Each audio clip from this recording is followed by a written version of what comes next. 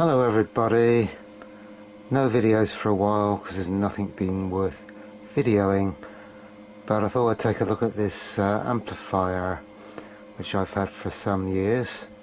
It's a Sherwood AX 703 OR, and story behind this was picked this up at the Gloucester car boot sale about 15 years ago maybe, and they wanted 12 quid for it.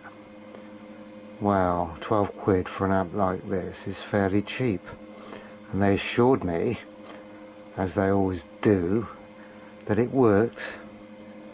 And that car boot sale though is just unbelievably good. It's just such a shame it's gone there.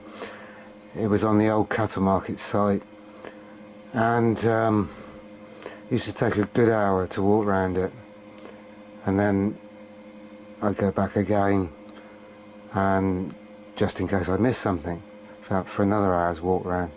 Fantastic car boot sale, got so many bargains there over the years. Hi-fi amplifiers, half decent speakers, old Roberts radios, you name it. If you were prepared to wait long enough, you'd find it at that car boot sale. I even found, I think, 3 Weller soldering irons, which I got for about 15 quid each, like the one I use all the time, and I can use those for spares, which is good. But anyway, after my slight digression, this I got terrible guitar. Excuse me. It's when I talk, I should stop talking really, but I don't talk very often. Anyway, as I said, they assured me it worked. It's tatty. It's a shame what the previous owners have done to this. It's covered in scratches. It's really sad that they treated it so badly, because it's a really decent amplifier. And also the logo with Sherwood is missing off the top there. Bit of a shame really. If I could, I'd repaint it all to make it look nice, but you'd never get all the decals or whatever you call them back again. So anyway, got it home, plugged it in, pressed the power button over there, and it's a soft power button, so it obviously came with a remote, which wasn't present with it, and absolutely nothing happened. So I took it apart, and if we have a look inside, we'll see it has actually got the main power transformer there, which is normally not connected when it's in standby, and we've got a little standby transformer which controls the logic. In other words, there's power on to the logic circuitry all the time when it's plugged in, and of course it's then available to either turn it on remotely or press the soft power button on the front fascia. But so what I did was I checked that transformer, and it was open circuit. Well, the original was, and so what I did was I found one that was roughly the right voltage. Luckily I have one I've got in my enormous stock of junk. Never throw things like that away, you see. Never throw transformers away. You never know when they'll be handy. So I put this new transformer in, new second-hand transformer, and lo and behold, it all worked perfectly. So a happy ending. And it's been working. I've got it up in my bedroom and I just use it. Oh, and the other thing was a bit dodgy. There's a shaft encoder, a shaft coupler that goes between front panel and the volume pot there. That was plastic originally, and there were cracks in it. So although it was usable, obviously sooner or later it was going to fall to pieces. And it's of course also got a motor drive on the back for when you use it with the remote control.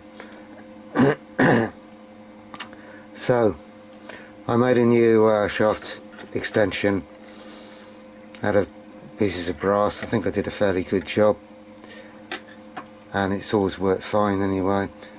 But I noticed recently, I don't normally use it with the remote control because I just got it next to my computer upstairs, and I tend to not use it that much, to be honest. I use it when I'm maybe copying records onto the computer, digitizing records, something like that. But I thought I'd try the remote, and here's the remote. It's a universal remote, and I found some instructions to program it for Sherwood, but all I could get it to do was turn the power on and off, which it did then, which is good. And the only other thing it would do was turn the volume up and down. That's the volume up, down there.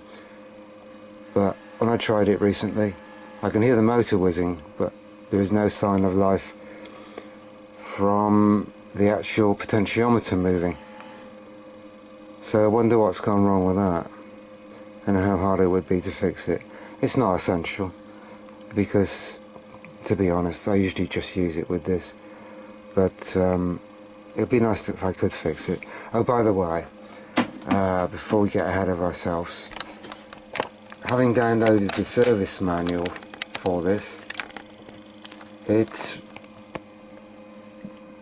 a fairly powerful amplifier, and I do remember how heavy it was carrying it back to the car at the car boot sale. It is a big lump. It's got a big heavy transformer in it, and the specifications are, if I remember rightly, 95 watts per channel into 8 ohms, and something like 150 per channel into 4 ohms. So it's a decent amplifier, as you can see. It's got a massive heatsink, and it's got loads and loads of output devices, basically paralleled up for each channel. But the curious thing is, looking in the service manual, as I did again this morning, there is absolutely no mention of how you set the bias on this, which I find rather odd. So that is a bit strange, isn't it? And as far as I can see, having looked inside it, I can't see a potentiometer to adjust. So I can't check the bias. I can check the bias, but I don't know if it's right. I can check across those big wire wound resistors which go in the emitters of the transistors on a normal class AB amplifier. In fact, I'll check one now and see what it reads, if I can avoid killing myself, because it's probably running on quite high voltages, I imagine.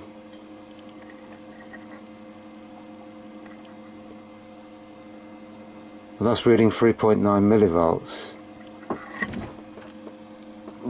It's hard to get to these without shorting something out. Let's try another one along there. That's reading 3.6 millivolts. I mean, ideally I should go along all of them, I guess.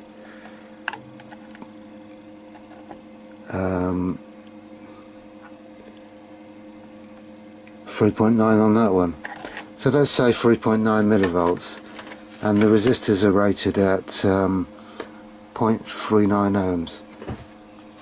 0.39 ohms and 3.9 millivolts.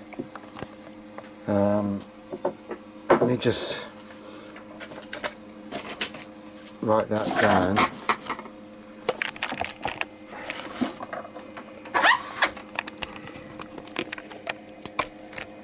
3.9 millivolts, and what did I say, 0.39 ohms. So I can work out the standing current and see if it sounds reasonable. I'm sure it will be. As we've got all 3.9s in the formula, in theory you should be able to do that in your head, but my head's not working very well today. So 3.9, you can see exponent minus 3 divided by 0.39. 10 milliamps standing current. Sounds a bit low to me. What am I doing wrong?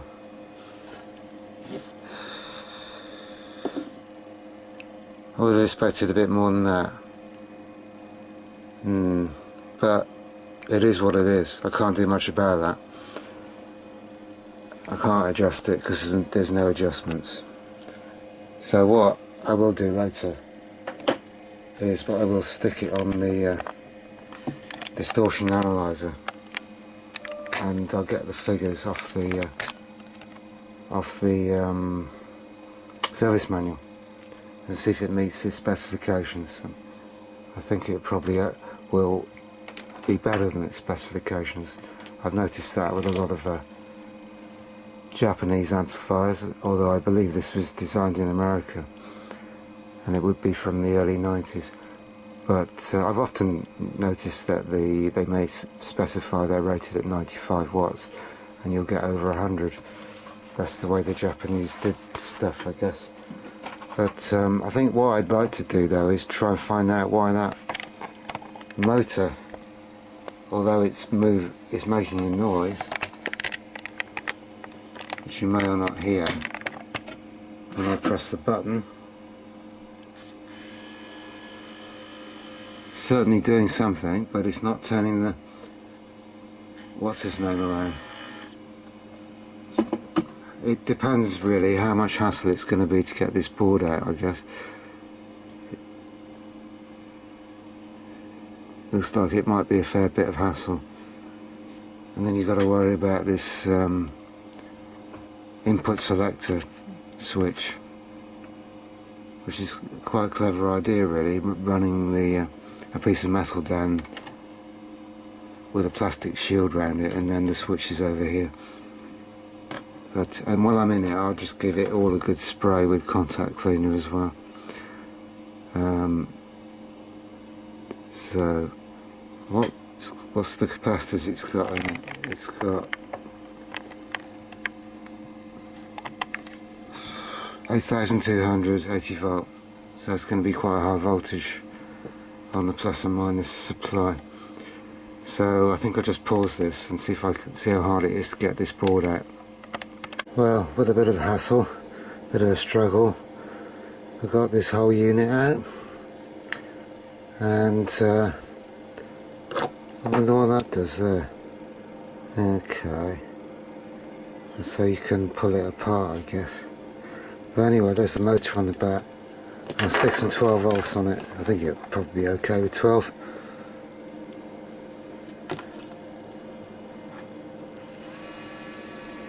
Yeah, motor's doing what it should do, but absolutely nothing on the so it's probably gears are all worn out inside. Perhaps it needs greasing, who knows. I wonder if it'll come apart.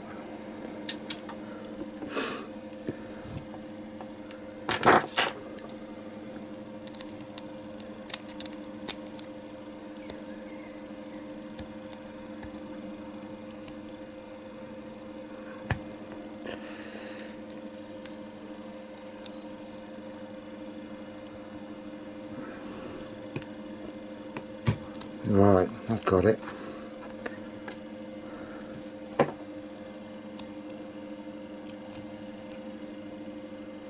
What's it got on the other end then?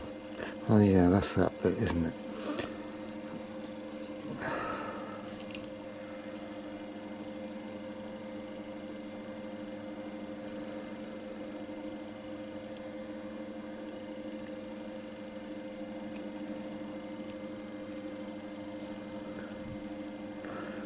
Yeah, I wonder if I've got to fold these up. I reckon I have to fold these things up, which will probably break off, as they usually do. They're not designed to be bent up more than a couple of times.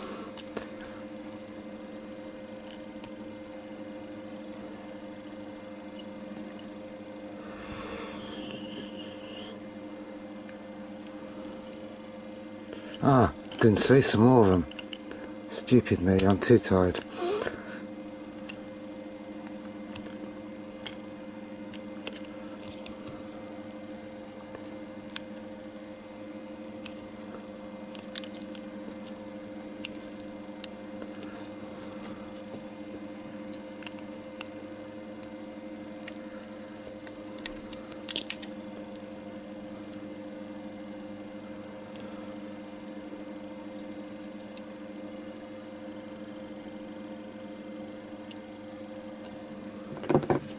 I wonder if this comes out.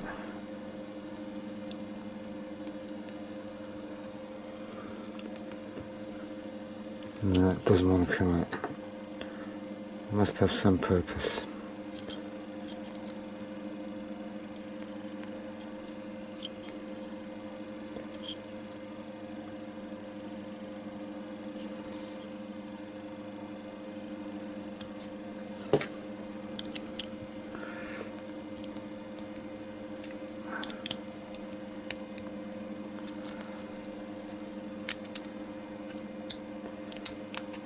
Okay.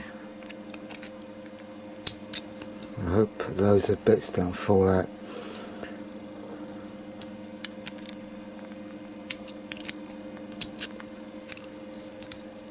Right.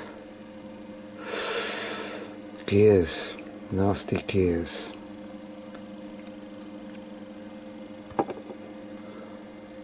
That seems fine. Maybe a bit stiff. Don't know. I don't think it's going to matter too much, the alignment of these gears. Let's put some bolts on it.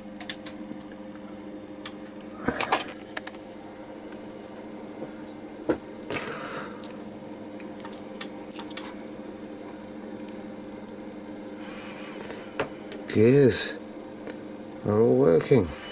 Amazing. So why doesn't that one work? Now of course I've forgotten which way around it goes, but I will be able to work it out because of the way it goes on to the board.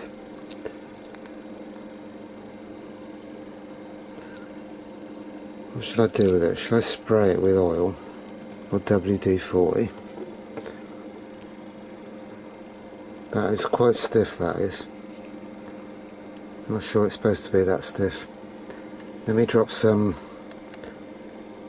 oil or WD-40 into it.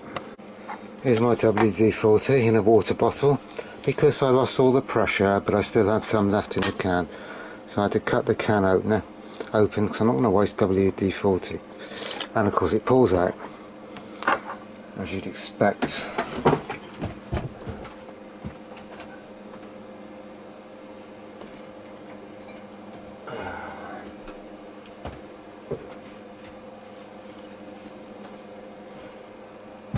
And I find a cloth.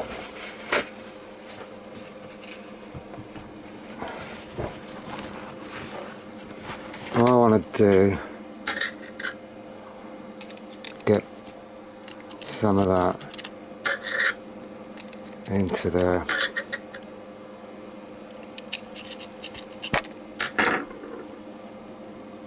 Yeah, that is considerably easier to turn because they've got some sort of clutch mechanism on this, so if you keep pressing the volume up or down it will stop, although the motor will still turn. It won't burn the motor out or something like that. Certainly better certainly better. I'm going to have to give this up soon because it's just too hot in my workshop today. I'll do some more some other time.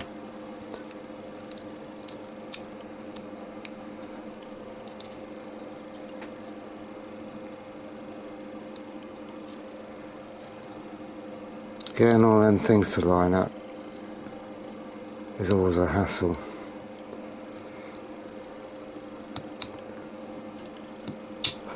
Ah!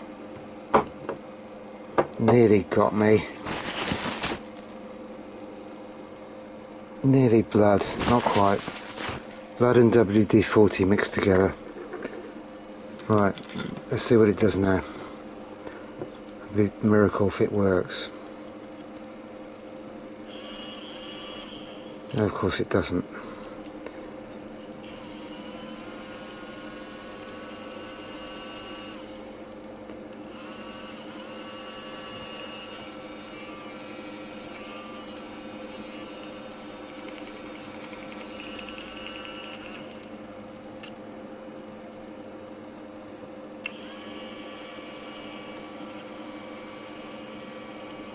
It's not even trying. It is sort of trying.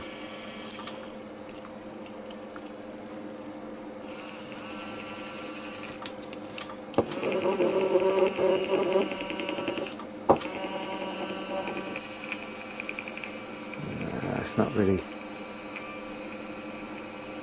Yeah, I can feel resistance if I turn it the other way.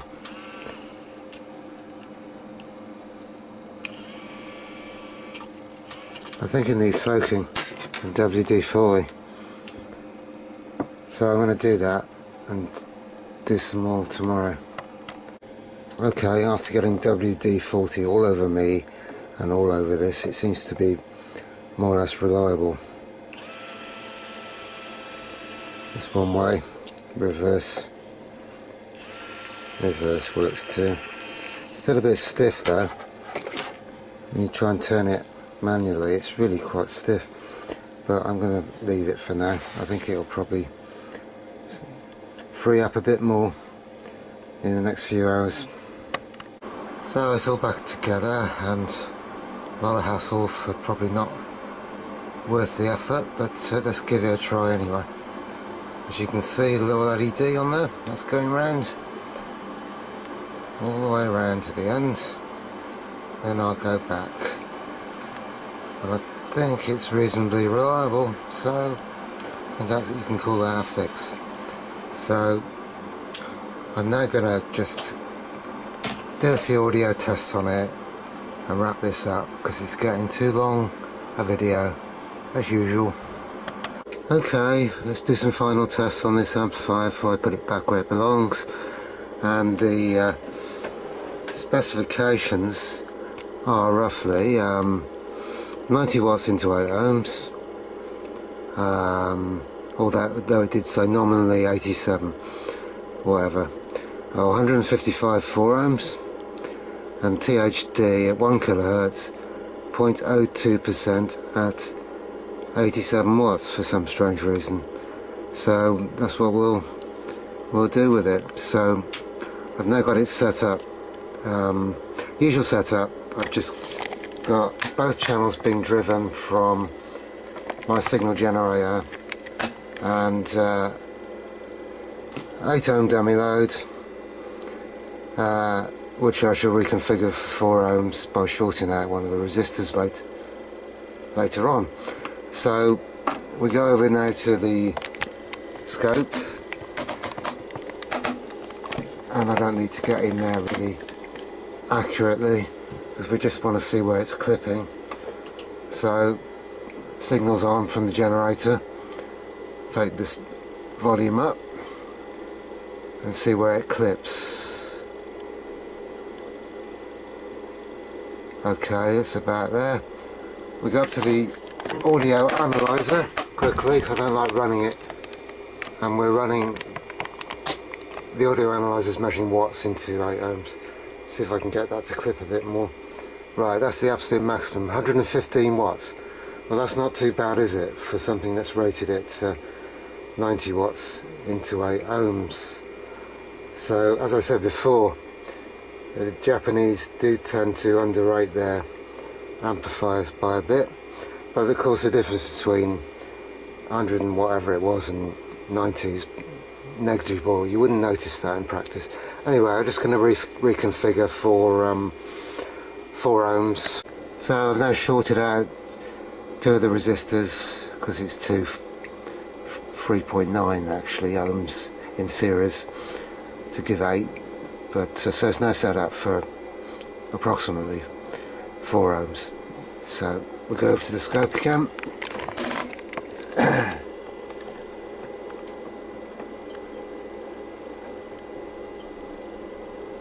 Audio analyzer's been reconfigured to measure into 4 ohms. Go up to the audio analyzer.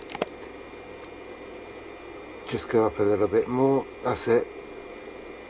Wow, 170 watts into 4 ohms. That's pretty impressive. And considering it's rated at 155 watts. Okay. We'll do the THD. I'll just disconnect this. I'll do it into 8 ohms. Oh, my wires are hot as well. They were shorting out the 4 ohm resistors. So what we want to do is set this to set this up again. What's it reading at the moment? 11 watts. I've got to if I reconfigure this, I'll just do it again. 19.0 special. So it's now reading into 8 ohms. So we have to take it up to 87 watts and measure the distortion.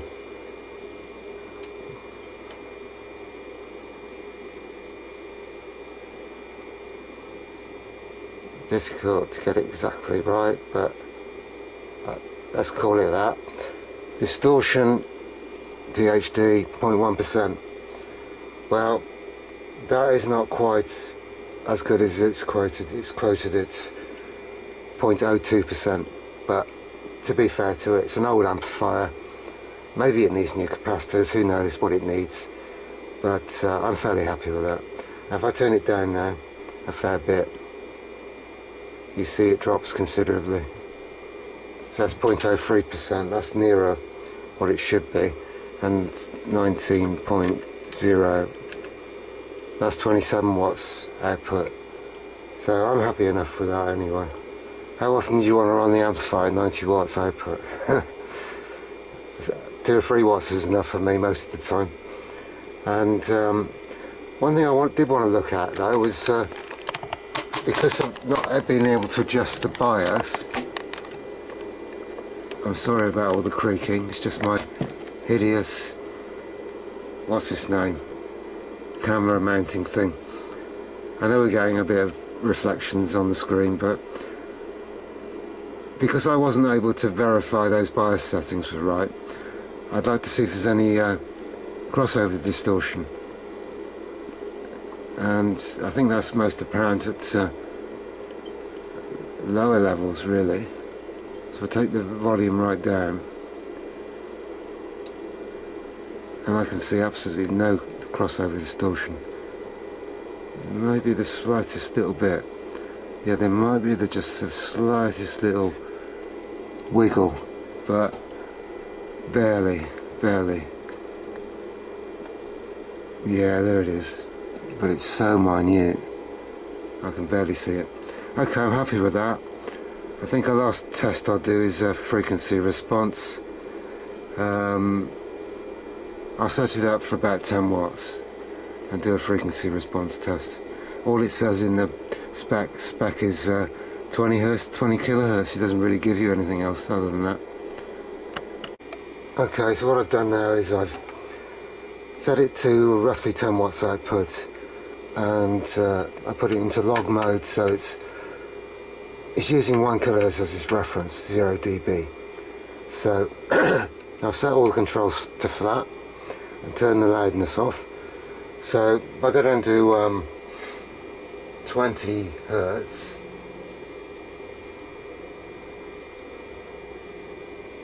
-2. Okay, well it's a bit down, isn't it?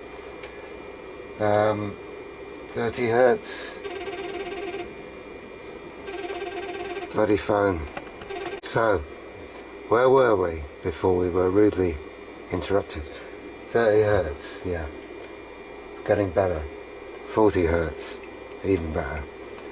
50, 60, 70, 80, 100. More or less down to being flat now. 200, 300, 400, 500, 6, 7, 8, and of course it's flat again by 1k. 1k, go to 2k, 3k, 4k, 5k, 6, 7, 8, 9, 10k, dropping off a bit, 10k, but nothing serious. 12k, bit down a bit, 14k, 16k, 17, 18, 19 and 20k, half a dB down at 20k. I'd say that's fairly flat. I've seen flatter amplifiers that got a better low frequency response, but this is as good as you're going to get. Let's try 30k, 0.7 dB down at 30k. I'm happy with that, that's no problem. So that's the end of the testing and the video. So thanks for watching. Bye for now.